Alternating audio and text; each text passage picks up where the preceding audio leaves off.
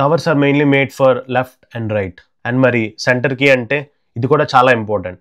మనకి left right ఎంత ఇంపార్టెంటో సెంటర్ అంతకన్నా ఎక్కువ ఇంపార్టెంట్.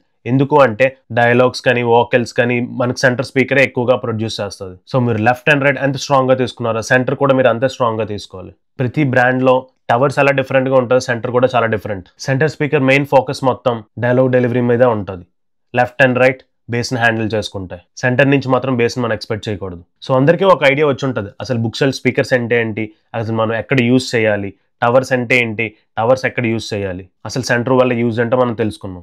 ప్రతి హోమ్ థియేటర్కి ఒక నేచర్ ఉంటుంది. మనం ఫస్ట్ దాన్ని ఫైండ్ అవుట్ చేయాలి. లివింగ్ రూమ్లో కావాలా, లేక సపరేట్గా రూమ్లో పెట్టుకుందామా, లేదంటే బెడ్రూమ్లో మనం ఎక్స్పీరియన్స్ చేద్దామా అనేది ఫస్ట్ మనం ఫిక్స్ అవ్వాలి. ఫస్ట్ మన రూమ్ అనేది ఫిక్స్ అయితే దాని తర్వాత మన బుక్ షెల్ఫ్సా టవర్సా అసలు ఎలాంటి స్పీకర్స్ మనం యూజ్ చేయాలి, సపరేట్గా రూమ్ పెట్టుకుందామా అని మనకి ఒక క్లారిటీ వస్తుంది. Follow for more updates Venu cine world.